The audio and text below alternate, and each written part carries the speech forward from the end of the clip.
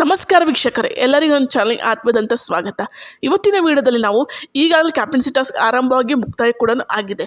ಇದಲ್ಲದೆ ಈ ವಾರ ಕ್ಯಾಪ್ಟನ್ಸಿ ಟಾಸ್ಕ್ನ ಗೆದ್ದಿದ್ದು ಬೇರೆ ಯಾರೂ ಅಲ್ಲ, ಹೋದ ವಾರ ಗೆದ್ದಿರುವಂತಹ ಭೋವಿಗೌಡ ಅವರು ಈ ವಾರ ಕೂಡ ಕ್ಯಾಪ್ಟನ್ ಆಗಿದ್ದಾರೆ.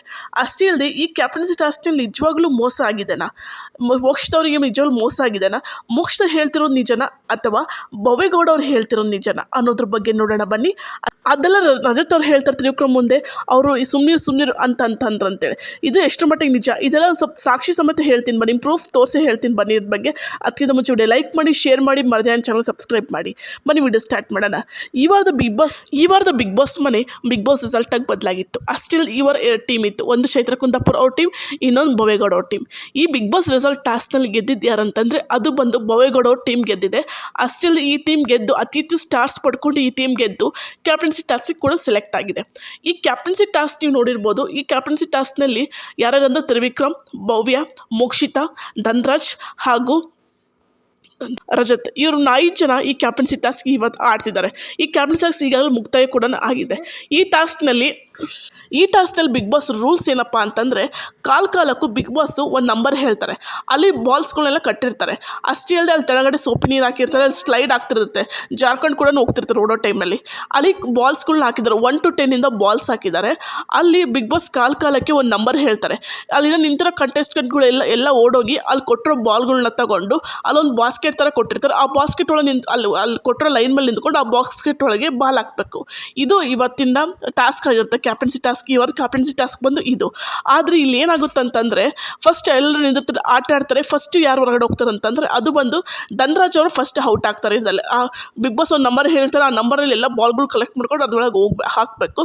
ಇದರಲ್ಲಿ ಯಾರು ಅತಿ ಹೆಚ್ಚು ಬಾಲ್ನ ಬಾಸ್ಕೆಟ್ ಒಳಗೆ ಹಾಕಿರ್ತಾರೆ ಅವ್ರೊಬ್ಬರನ್ನ ಹೊರಗಡೆ ಇಡಬೇಕಾಗಿರುತ್ತೆ. ಅಷ್ಟೇ ಅಲ್ಲದೆ ಫಸ್ಟ್ ಧನ್ರಾಜ್ ಅವರು ಹೊರಗಡೆ ಹೋಗ್ತಾರೆ. ನೆಕ್ಸ್ಟ್ ಅದು ಅವ್ರು ಕಮ್ಮಿ ಬಾಲ್ ಕನೆಕ್ಟ್ ಮಾಡಿರ್ತಾರೆ ಅನ್ನೋ ಕಾರಣಕ್ಕೋಸ್ಕರ ಅವ್ರು ಹೊರಗಡೆ ಹೋಗ್ತಾರೆ ಧನ್ರಾಜ್ ಅವರು. ನೆಕ್ಸ್ಟ್ ಬರ್ತಾರೆ. ನೆಕ್ಸ್ಟ್ ಇದೇ ಕಂಟಿನ್ಯೂ ಆಗುತ್ತೆ. ಆ ಕಂಟಿನ್ಯೂ ಆದ್ಮೇಲೆ ತ್ರಿವಿಕ್ರಮ್ ಅವ್ರು ಬಾಲ್ ಮೇಲೆ ನೀವು ನೀಟಾಗಿ ಅಬ್ಸರ್ವ್ ಮಾಡಿರಿ ಪ್ರೋಮೋನ. ಅವ್ರು ಬಾಲ್ ಎಳ್ಕೊಳಕ್ ಮೇಲೆ ಅಲ್ಲಿ ತಿಕ್ಕಡಿಸಿ ಪಕ್ಕದ ಬಾಲ್ ಒಂದು ತಲೆ ಬೀಳುತ್ತೆ.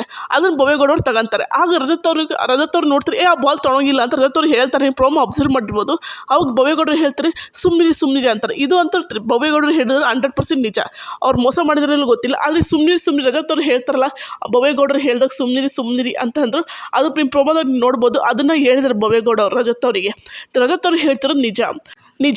ರಜತ್ ಅವ್ರು ತ್ರಿವಿಕ್ರಮ್ ಮುಂದೆ ಹೇಳ್ತಾರೆ, ಭೋವೇಗೌಡರು ಈ ಥರ ಸುಮ್ಮನಿರು ಅಂತಂದರು, ಅದಕ್ಕೆ ಸುಮ್ಮನಿದ್ದೆ ಅಂತೇಳಿ ರಜತ್ ಅವ್ರು ತ್ರಿವಿಕ್ರಮ್ ಮುಂದೆ ಹೇಳ್ತಾರಲ್ಲ, ಅದು 100% ನಿಜ. ಯಾಕಂದರೆ ಭೋವೇಗೌಡ ಅವರು ತೊಗೊಳ್ತಾರೆ. ರಜತ್ ಅವ್ರು ಹೇಳ್ತಾರೆ ತೊಗೊಬಾರ್ದು ಅಂತ ಹೇಳಿದಾಗ ಅವಾಗ ಭವ್ಯವ್ರು ಹೇಳ್ತಾರೆ ಈ ಸುಮ್ಮನಿರು ಅಂತೇಳಿ. ಇದಂತ ಈ ಪ್ರೋಮೋದಾಗ ನೋಡ್ಬೋದು, ಕ್ಲಿಯರಾಗಿ ಗೊತ್ತಾಗುತ್ತೆ. ಈ ಪ್ರೋಮೋದಾಗ ಸ್ವಲ್ಪ ಕೇರ್ಫುಲ್ಲಾಗಿ ನೋಡಿರಿ. ಇದು ಇದೆ ಅರ್ಧದಲ್ಲಿ, ಈ ಪ್ರೋಮೋದಲ್ಲಿ ಇದೆ ಅದು. ಇದರಿಂದ ಆವಾಗ ರಜತ್ ಅವರು ಹೊರಗಡೆ ಹೋಗ್ತಾರೆ. ನೆಕ್ಸ್ಟ್ ಲಾಸ್ಟಿಗೆ 3 ಜನ ಉಳ್ಕೊಂಡಿರ್ತಾರೆ. ಯಾರು ಅಂತಂದರೆ ತ್ರಿವಿಕ್ರಮ್, ಭವ್ಯ ಹಾಗೂ ಮೋಕ್ಷಿತಾ ಅವರು. ಅವ್ರಿಗೆ ಏನು ಬೇಜಾರು ಅಂತಂದರೆ, ಈ ಕ್ಯಾಪ್ಟನ್ಸಿ ಟಾಸ್ಕಲ್ಲಿ ಮೋಸ ಆಯಿತು, ಅವರು ಬಾಲ್ನ ರೀತಿ ತೊಗೊಳಂಗಿಲ್ಲ, ಆದರೆ ಇವ್ರು ತೊಗೊಂಡ್ರು ಅಂಥೇಳಿ ಮೋಕ್ಷಿತಾ ಅವ್ರು ಹೇಳ್ತಾರೆ. ಅಷ್ಟೇ ಅಲ್ಲದೆ ಮಂಜಣ್ಣವ್ರು ಕೂಡ ಹೇಳ್ತಾರೆ, ಹೌದು ಅಲ್ಲಿ ಬರ್ದಿಲ್ಲ, ಬಿಗ್ ಬಾಸ್ ಯಾವ್ದು ನಂಬರ್ ಹೇಳ್ತಾರೋ ಆ ಬಾಲ್ನ ತೊಗೊಂಡೋಗಿ ಆ ಬಾಸ್ಕೆಟಂಗೆ ಹಾಕಬೇಕು ಅಂತೇಳಿ ಇವರು ಮಂಜಣ್ಣವ್ರು ಕೂಡ ಹೇಳ್ತಾರೆ. ಬಿಗ್ ಬಾಸ್ ರೂಲ್ಸ್ ಇದು ಹಾಗೆ. ಕಾಲಕ್ಕೆ ಬಿಗ್ ಬಾಸ್ ಒಂದು ನಂಬರ್ ಹೇಳ್ತಾರೆ, ಆ ನಂಬರ್ ಬಾಲ್ಸ್ಗಳು ತಗೊಂಡೋಗಿ ಹಾಕ್ಬೇಕು ಅಂತಲೇ ಇರುತ್ತೆ. ಈ 3 ಜನ ಇದ್ದಾಗ ಲಾಸ್ಟಿಗೆ ತೊಗೊಂಡ್ರು ಬಾಲ್ ಗೊತ್ತಿಲ್ಲ. ಒಟ್ಟು ಇವ್ರು ರಜತ್ ಹೇಳ್ತಾರೆ ಸುಮ್ಮನಿರಿ ಅಂತ ಹೇಳ್ತಾರೆ ನಿಜ. ಆದರೆ ಭೋವೇಗೌಡರು ಯಾಕೆ ದೇವರಾಣೆ ಇಟ್ಟರಂತ ಗೊತ್ತಾಗಲಿಲ್ಲ. ಅದರಲ್ಲಿ ಮೋಕ್ಷ ಹೇಳ್ತಿರೋದು ನಿಜ ಅನಿಸುತ್ತೆ. ಯಾಕಂತಂದರೆ ಮೋಕ್ಷ, ಮಂಜಣ್ಣ ಅವರೆಲ್ಲ ಹೇಳ್ತಿರೋ ನಿಜ ಅನಿಸುತ್ತೆ. ರಜತ್ ಅವರು ಹೇಳ್ತಿರೋ ನಿಜ ಅನಿಸುತ್ತೆ. ಭೋವೇಗೌಡರು ಈ ಕ್ಯಾಪ್ಟನ್ಸಿ ಟಾಸ್ಕ್ನಲ್ಲಿ ಮೋಸ ಆಡಿದ್ದಾರೆ. ಪ್ರೋಮೋದ ಪ್ರಕಾರ ಭೋವೇಗೌಡ ಅವರು ನಿಜವಾಗ್ಲೂ ಮೋಸ ಮಾಡಿದ್ರು ಅಂತಲೇ ಹೇಳ್ಬೋದು. ಯಾಕಂದರೆ ಪ್ರೋಮೋದಲ್ಲಿ ಕ್ಲಿಯರಾಗಿ ಬಿಗ್ ಬಾಸ್ ತೋರಿಸಿದ್ದಾರೆ.